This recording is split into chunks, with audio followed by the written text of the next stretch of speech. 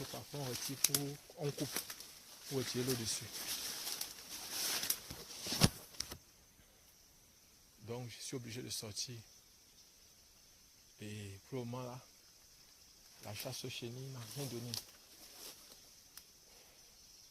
Il faut que je me renseigne encore bien pour savoir comment est-ce qu'on fait la chasse aux chenilles. Je vais flatter le petit village plutôt. Qui vient nous montrer encore bien les arbres qui donnent les chenilles. On l'avait montré. Actuellement, c'est ici qu'on ramassait, qu'il y avait sur les chenilles qui ont passé en très grande quantité. Ici au sol. Et ici, il faut savoir que ça a payé des chenilles ici. En passant, on les voit. On devait voir au moins même une ou deux chenilles au sol. Donc si on ne voit rien, au sol, ça veut dire que pour le moment, peut-être soit il y a des personnes qui passent, qui sont déjà passées ramasser, mais je crois que même si elles passent à ramasser, il devra quand même avoir même une ou deux chenilles qui devraient rester. Bon, la chasse aux chenilles là, qui est venue. Pour le moment, on va aussi encore aller un peu devant. Je vais dans le champ. On va aller regarder.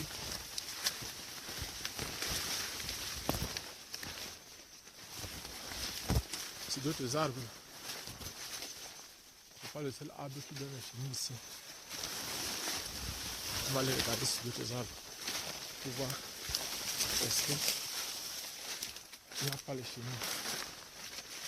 Parce que c'est la période des chenilles maintenant. C'est la période des chenilles maintenant. Et au marché, moi pour le moment je ne consomme pas ces chenilles là. Mais ça peut me permettre de réduire mon transport, de payer mon transport personnel. Ce serait franchement une bonne chose. Donc, c'est toute la plantation ici, de ce côté. On continue.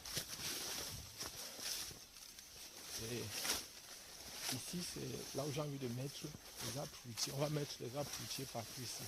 Je l'ai dit, je suis sur plus de 600 mètres de long. Donc, nous sommes comme ça, en train de marcher sur la piste.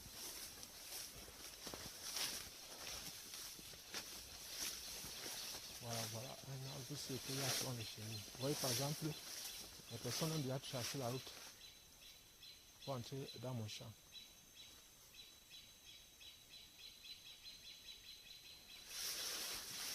Ils ont tracé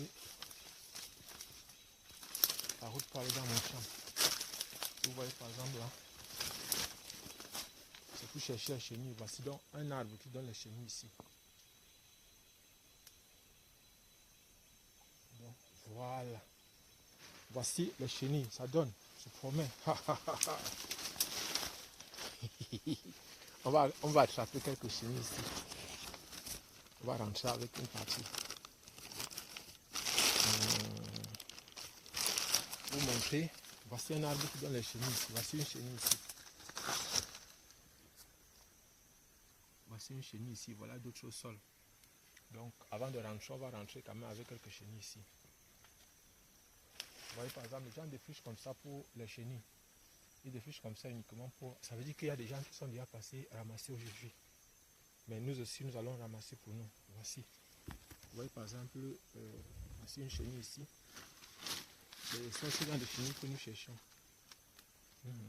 Et le verre de l'autre ici, un verre de cette qualité, coûte environ 500 francs. Les petits verres là, transparents là, en glace, dans le petit verre, coûte 500 francs. Voici l'autre ici. Donc ça c'est la qualité qui coûte un peu plus cher. Et il y a ça ici, j'ai comme ça près de 40 arbres ici dans mon champ. Il y a l'autre là derrière. Ce sont ces gens d'arbres qui produisent donc les chenilles là. Donc nous allons ramasser. Donc ici, c'est pas dangereux. Hein. Vous voyez par exemple, le voici. Il n'est pas dangereux. Le voici ici. Et il y a les gens qui consomment ça. Donc nous, ce qu'on va faire, c'est qu'on va maintenant le prendre. On va le prendre.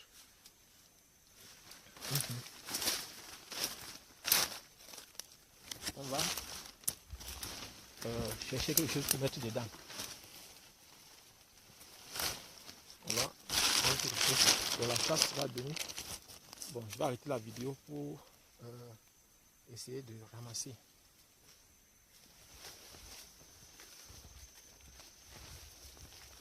Aïe, mon Dieu. J'ai failli me décourager pour vivre parce que l'entrepreneuriat ici agricole, heureusement que je suis en séance d'expérimentation et constamment, c'est pas facile parce que les erreurs qu'on fait au départ nous suivent jusqu'à la fin. Vous voyez, au départ, j'ai fait, c'était pas facile parce que trouver d'abord le terrain. Quand vous arrivez, au départ, il faut que je vous raconte la petite histoire. Dans le fond, il y a des choses que je ne vous ai pas dit. Il faut que je vous parle de ça. Au fond, cette parcelle, c'est-à-dire, voici ma parcelle ici. C'est ça, derrière nous là. Derrière nous là, c'est ça ma parcelle ici. Et cette parcelle a une histoire. Et il y a aussi notre petite parcelle là où je creusais le puits, dans le champ là-bas. Ça a aussi notre histoire. Vous savez, pendant que j'étais en train de creuser le puits, il y a des personnes que j'avais prises pour venir creuser. Et elles sont venues, elles ont creusé jusqu'à un niveau. Et ces personnes-là avaient constaté que c'est comme s'il y avait de l'or. C'est comme s'il y avait de l'or. Et elles sont allées dire à mon voisin. Et c'est comme ça que donc mon voisin a donc dit que non, cette parcelle lui appartient. Lui appartenait. Et c'est la raison donc pour laquelle, pour régler le litige, j'ai d'abord arrêté de creuser le puits. Parce qu'en fait, ce voisin ne sait pas que, en fait, en ce qui concerne le code minier, ou de façon générale au niveau du Cameroun, moi je fais les champs. Tout ce qui est à l'intérieur, normalement, quand je viens trouver les arbres, ces arbres appartiennent à l'État. Le sous-sol, tout ce qui est au-dessus du sol, ou dans le sous-sol, appartient à l'État. Ça, c'est que beaucoup de gens ne savent pas. Les gens ne savent pas ça, que, en fait, s'il y a de l'or ou du pétrole dans mon champ, ou n'importe quelle sorte de minerai dans mon champ, dans le sol, à l'intérieur du sol ici, ça appartient au gouvernement, ça appartient à l'État du Cameroun.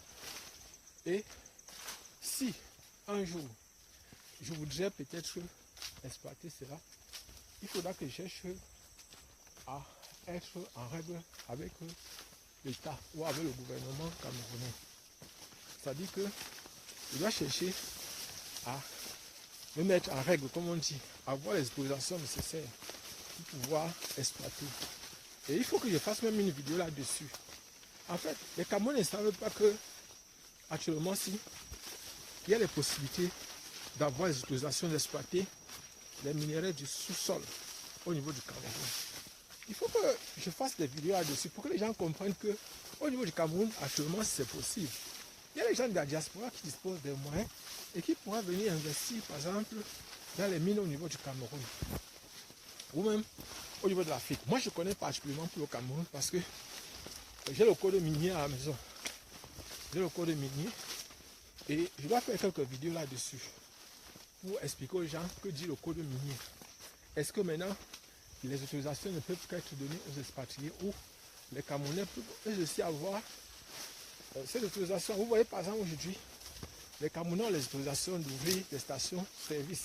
Ce qui était par exemple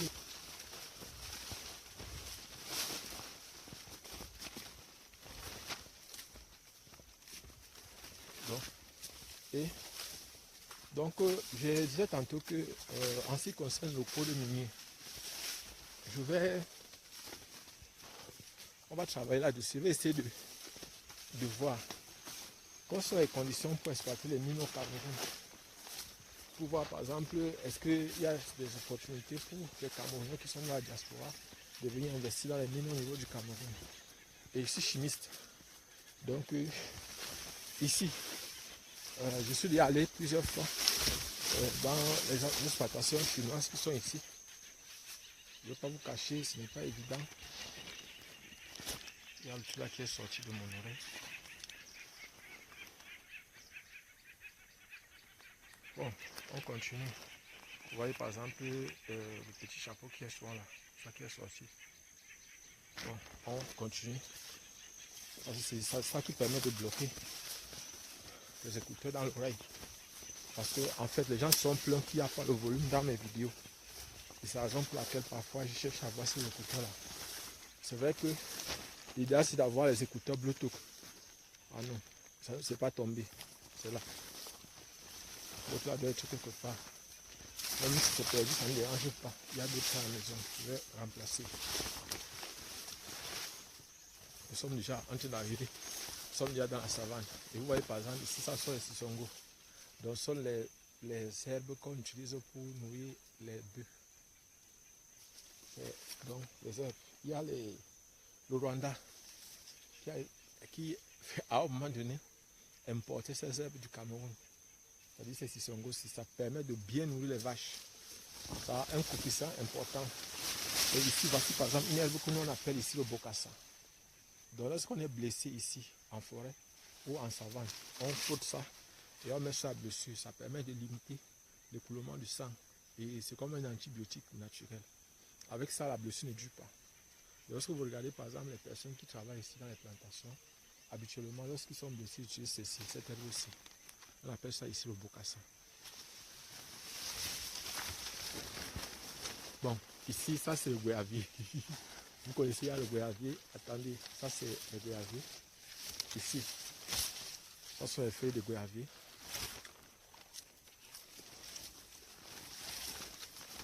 De temps en temps, vous pouvez manger les feuilles de goyavier. Ça a un impact sur les dents. Ça a aussi un impact dans le tube digestif. Parce que ça permet par exemple de limiter l'apparition de la glaire. Hein, je crois.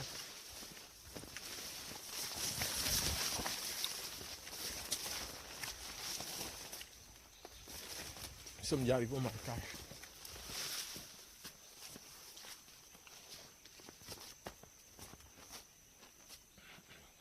Voilà un gros araignée. Je suis à la planche là, je vais bloquer.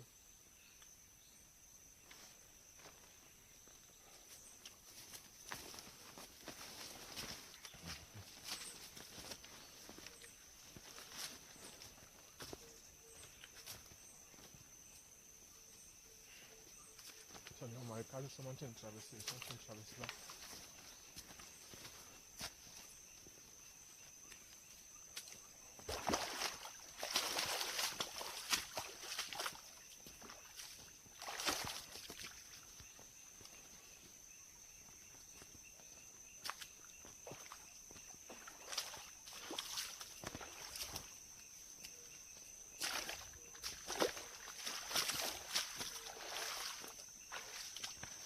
Voilà.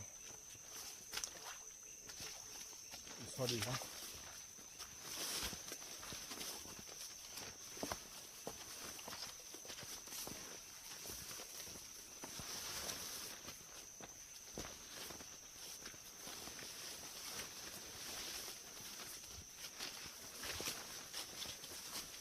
Bon, on peut ici, quand on arrive parfois ici, il y a cette eau qu'on peut voir. Hein? Parce que c'est un cacaoyer ici. On fait un cacaoyer, voici les fruits de cacao. Entretenir n'est pas facile. Oh. Là, par exemple, vous voyez quelques fruits là. Voilà. Le fruit de cacao. Personnellement, le travail, il y a tout le travail là-dessus. Faire du cacao n'est pas une chose facile, c'est pas aisé.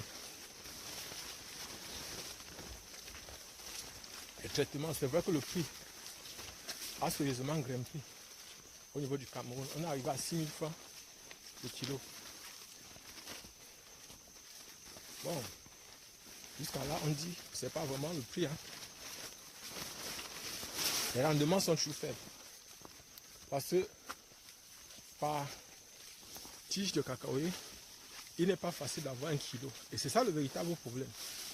Le véritable problème, c'est que on n'arrive pas à avoir un rendement intéressant avec cacaoyer. Parce qu'on avait de bons rendements. Ça devait beaucoup encourager.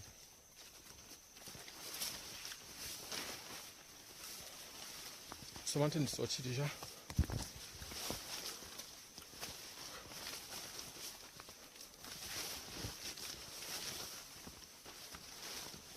De la forêt. Nous sommes en train de terminer les derniers arbres de la forêt.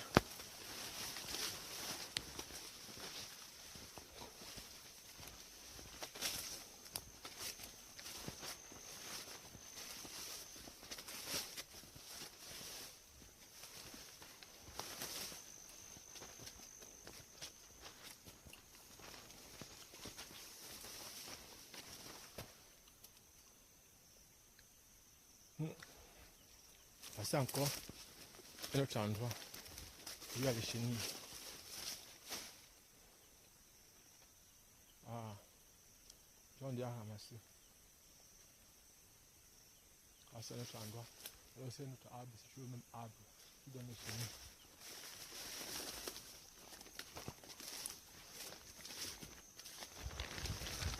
Ah, c'est la période.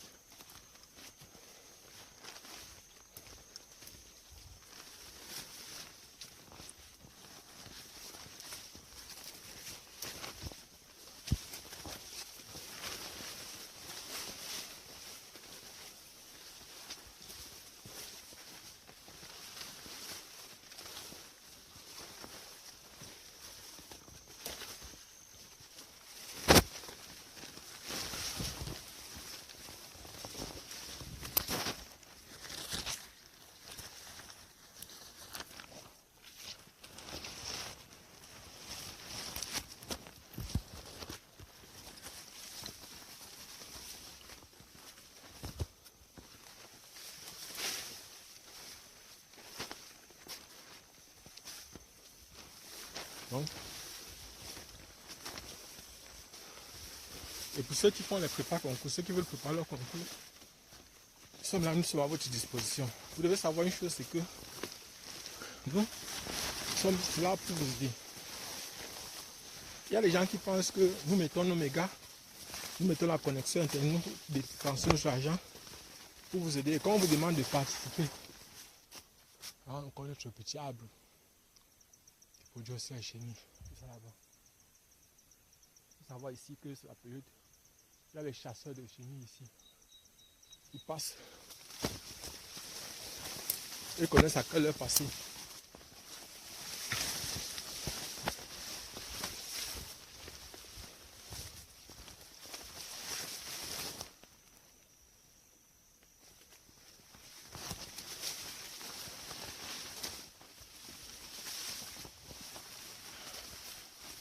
Bon, nous sommes déjà dans la savane.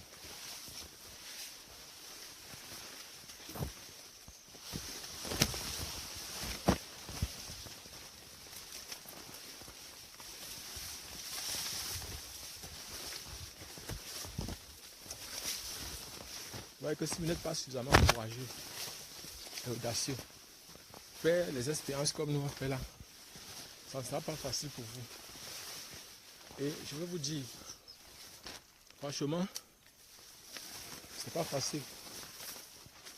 C'est très difficile. Et nous faisons là.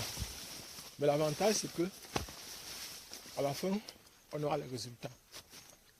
Et ces résultats là, ça va être facile du melon. Du melon. Vous voyez, par exemple, j'ai mis du melon, pas du pistache. On peut mettre aussi un peu dans mon champ. C'est un truc qui produit vite.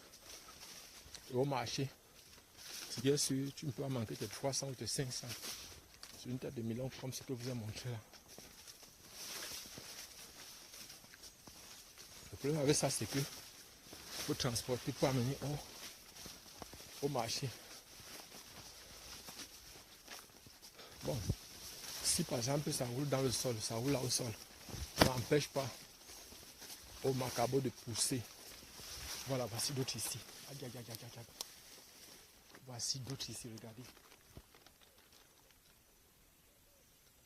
Et voici ici. On va accueillir, on va les ramasser. On va les ramasser.